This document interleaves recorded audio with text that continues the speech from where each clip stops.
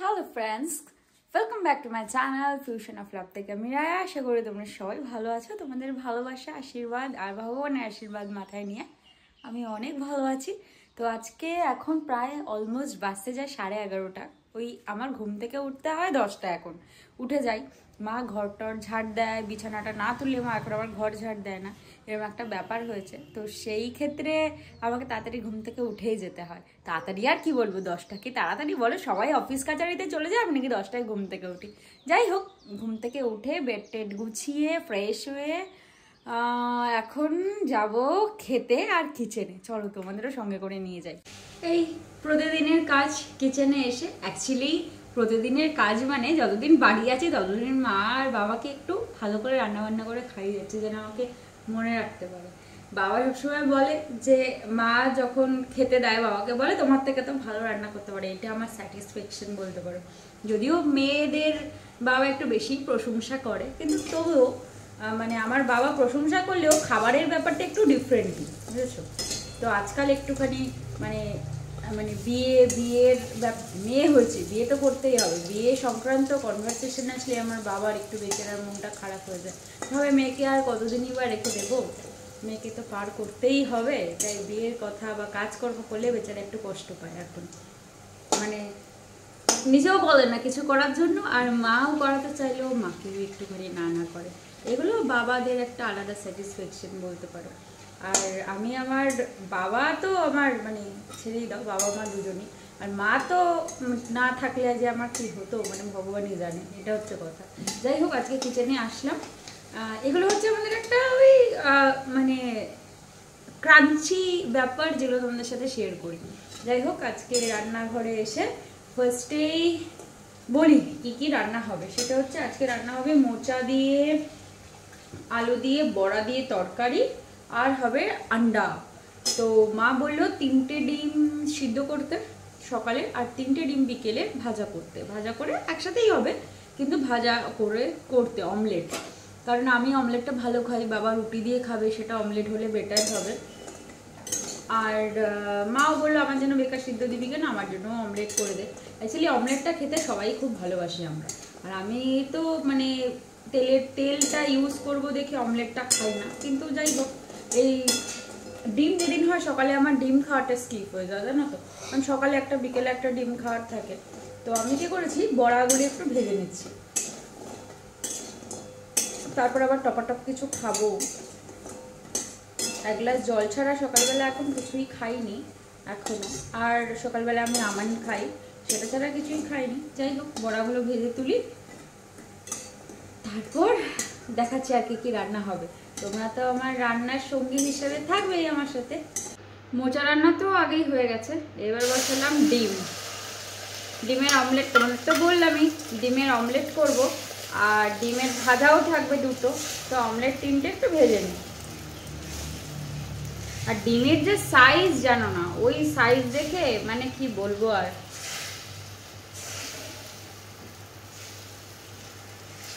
Omelette করলে omelette হয় পুচকি পুচকি, অমলেটের আর size বড় হয় না। কি করব, ছোট ডিমে কি আর অমলেট হয়? আর ডিমে একটু পেঁয়াজ দিলে ওই যতটুকু বড় করা যায় আর কি, ওই যে তাপ্তি দিয়ে আর কি কাজ চালানো, ওটাই, আর কিছুই না। ডিম তো ভাজা হয়ে গেছে, জানো তো বড়া কতগুলো বেঁচে গেছে, দেখো এই বড়াগুলো রয়ে গেছে। এই বড়াগুলো কোনো কাজ করবে না। এই যে 3টে ডিম, সিদ্ধ ডিমও ভাজা হয়ে গেছে, এই ডিমও ভাজা হয়ে গেছে, এটা পড়ে গেল ভেতরে। আর আমি তো গরম জল করে রেখেই দিই। আর এখানে ভাতও অলরেডি কমপ্লিট হয়ে গেছে। আর আমার সব থেকে সুবিধা হয়েছে এই ব্যাপারটা থাকলে আমার আর সমস্যা হয় না। একবারে পেঁয়াজ, টমেটো, সাথে আবার একটু লঙ্কাও দিয়ে দিয়েছি। ওই একটু প্রবলেম হয়ে গেছে না তো, মাঝখানে আটকাতে চায় না, এটাই।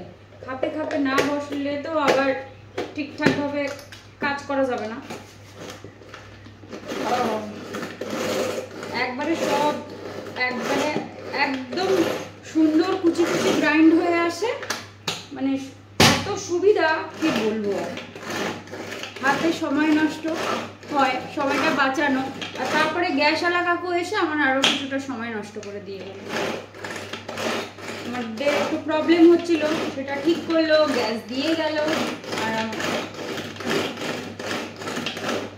হাঁটাহাঁটির চক্কর থেকে একটু বাঁচো এটার জন্য। এটাতে খুব একটা অসুবিধা হয় না, মানে সুবিধা মানে খুবই বেশি সুবিধা হয়, একদম সুন্দর ফাইন গ্রাইন্ড হয়ে চলে আসে, সময় কম, যতক্ষণে বসে বসে 2-3টে পেঁয়াজ কাটবে ততক্ষণে এটা পুরোপুরি একদম কুচি কুচি হয়ে চলে আসবে।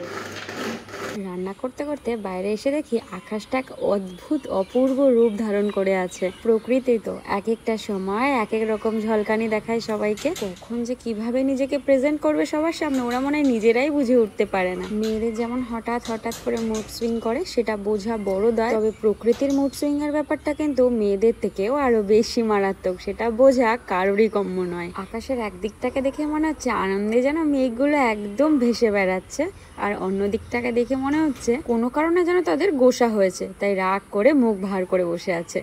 মা এখন বসেছে আমার খাবার বানাতে পুজো দিয়ে এসে, কারণ আজকে অলরেডি 1:30 বাজে, আমার এখনো খাওয়া হয়নি সকালে ব্রেকফাস্ট। অ্যাকচুয়ালি এটা করতে অনেকটা সময় লাগে, সেই জন্য আর মানে অনেকটা টাইমের ব্যাপারও থাকে, তা আমার একটু দেরি হয়। দেখো মা, দেখেছো এখানে গোটা গোটা রয়েছে, ওটুকু থাকে আর হয় না, অনেকবার করেছি। কেন কালকেই হয়েছিল, আমি করেছিলাম অনেকবার করেছি, হয় না। আর ওই গ্যাসের লোকটা তাও আজকে রান্না টান্না সব হয়ে গেছে, মানে জাস্ট ডিমটা ফুটলেই নামিয়ে দিলেই হয়ে যাবে, কিন্তু ওই গ্যাসের লোকটা এসে আমার সময় নষ্ট করে দিয়েছে। দেখলাম আমি এখানে নিয়ে বসেওছি করব, উনি হঠাৎ করে এসে মানে একদম করে দিয়ে গেল। হ্যাঁ বুক করে দিয়ে, আরেকটা বুক করে দিয়ে গেল, আর বললো যে কিছু একটা আসবে সেটা বাবাকে জানিয়ে দিতে মনে হয়। এখন আসবে, মানে এখনই মা এটা রেডি করবে, তারপর আমি খাবো। আর সকালবেলা আমি আর অন্য কিছু খেতে পারি না এখন, এই মানে এত জুস রিলেটেড খেয়ে খেয়ে না সকালবেলা আমার মনে হয় না উল্টোপাল্টা কিছু খাওয়া। সিদ্ধ করে খায়? হ্যাঁ ভাই, সিদ্ধ করে রাত্রেবেলা পুরো পেস্ট করে, যে এরকমই থাকে পেস্ট করে এর সাথে রুটি দিয়ে খায়। হ্যাঁ এর সাথে এখন মানে ও শুধু বিট গাজরই খায়, অন্য কিছু খায় না। ওই তো কিন্তু সিদ্ধ করে। হ্যাঁ বিট গাজর, আর সিদ্ধ করলে তো বিট গাজর আর সঙ্গে কিছু একটা খায়, কিছু একটা ফল টল। হ্যাঁ ফল টল কিছু একটা খায়। না ফল না রাত্রেবেলা কি ফল খাবে তো, মানে কোন একটা ভেজিটেবল মেজমা আর একটা কিছু দেয় বললো।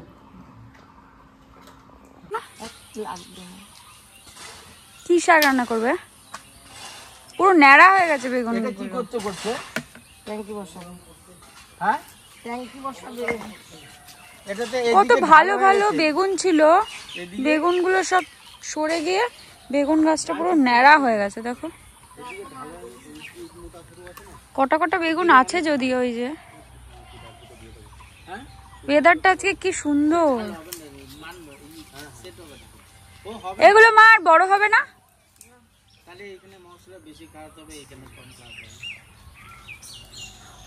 ওইটাও ভালো, ওইটা ওই যে এই যে এটা, হ্যাঁ এই যে নিচেরটা হ্যাঁ এটা ভালো। দেখো সবই ছোট, বড় কথা। এই যে এটা নাও, এটা নাও। এই যে এখানে ওই যে নিচে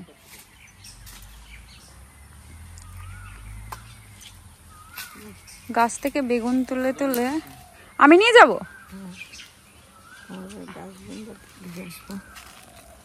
নিতেও তো পাচ্ছি না।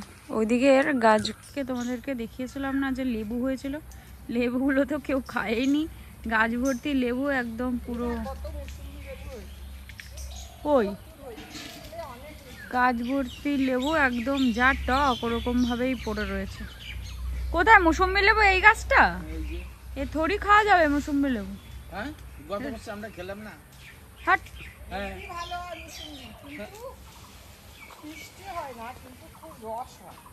মিষ্টি মৌসুম্বি লেবু অত মিষ্টি হয়েও লাভ নেই। মৌসুম্বি আমরা খাইছি। হ্যাঁ খেয়েছিলাম। হ্যাঁ তোরা খাস না, আমরা খাই। পাতলা খোসা হয়, খুব ভালো হয়। পাতলা খোসার রিসে মৌসুম্বি খেতে ভালো হয়। কত হয়েছে রে গাছে ধরে, ছোট ছোট তো। এটাকে ফুটো করে টকলটা এই গাছে দেবে। এবার আমাদের বাড়ি আম গাছে বোল আসেনি নাকি? ও বাবা, আমি তো দেখিনি।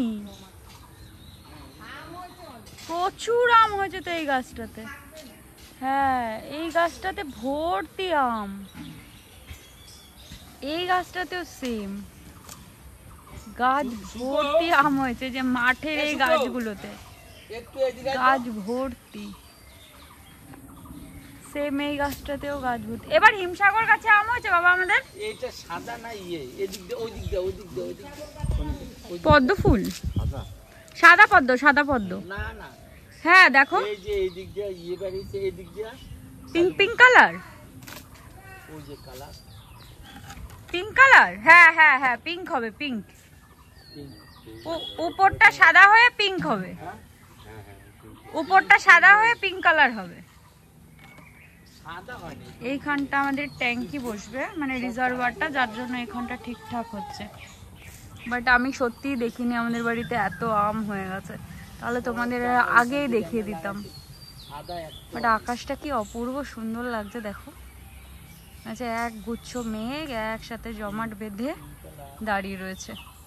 তোমাদের কিছুক্ষণ আগেই দেখালাম ওয়েদারটা কেমনটা অদ্ভুত হয়ে আছে আজকে, কখনো রোদ উঠছে কখনো মেঘলা মেঘলা। তো নিউজ চালিয়ে শুনলাম যে আজকে নাকি বৃষ্টির সম্ভাবনা আছে, আর ঝড়েরও সম্ভাবনা আছে, 50 কিলোমিটার বেগে নাকি ঝড় হবে, এরকম কিছু শুনলাম। যাই হোক, আমি স্নান টান করে খাওয়া দাওয়া কমপ্লিট করলাম, ততক্ষণও ওয়েদারটা ঠিকঠাকই ছিল, মানে বৃষ্টি ছিল না, যাই ছিল।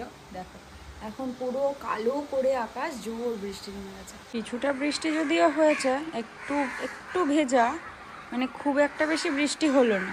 আর বৃষ্টি দেখো কিরকম ধীরে ধীরে ধীরে ধীরে, দেখো হালকা হালকা করে বৃষ্টি পড়ছে, হালকা পড়ছে না বলবো না, এই যে পড়ছে হালকা হালকা, এই যে আবার একটু জোরে নামছে, আবার একটু হালকা, কখনো রোদ উঠছে কখনো বৃষ্টি পড়ছে, কিন্তু বৃষ্টিটা হবে বুঝলে তো, দেখে তাই মনে হচ্ছে।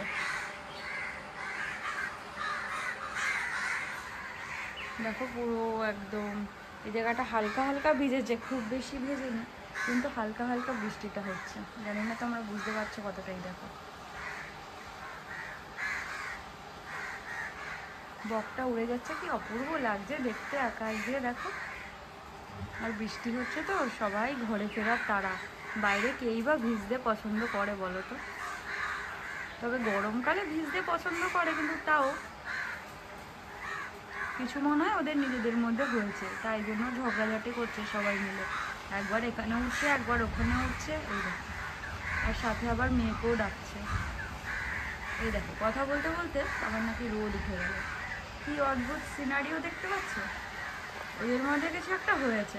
দেখো এইখানেই বসে ওরা মারামারি আর ঝগড়া করছে, তবে ফ্রেমে আনতে কিন্তু বেশ সুন্দর লাগছে।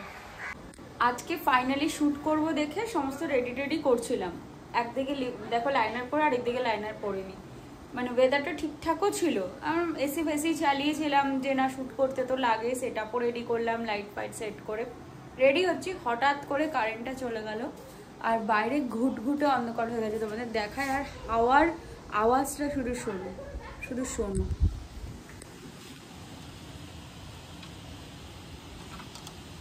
এই হচ্ছে বাইরের অবস্থা, ঘুটঘুটে চারিদিকে অন্ধকার পুরো।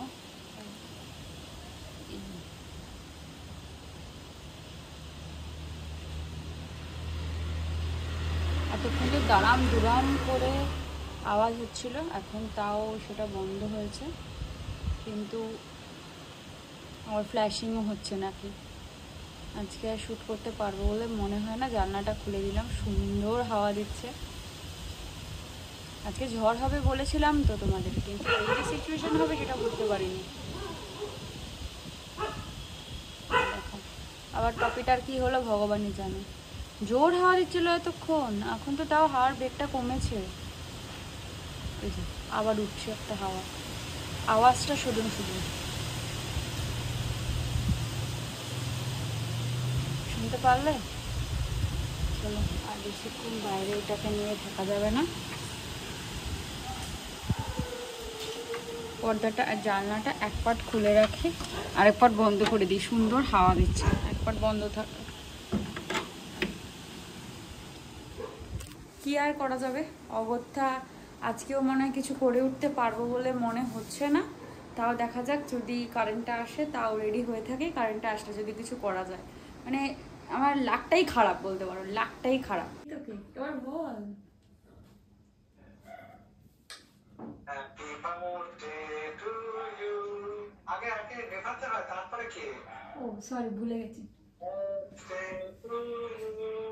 Happy birthday to you happy birthday to dear নবসি হ্যাপি বার্থডে টু ইউ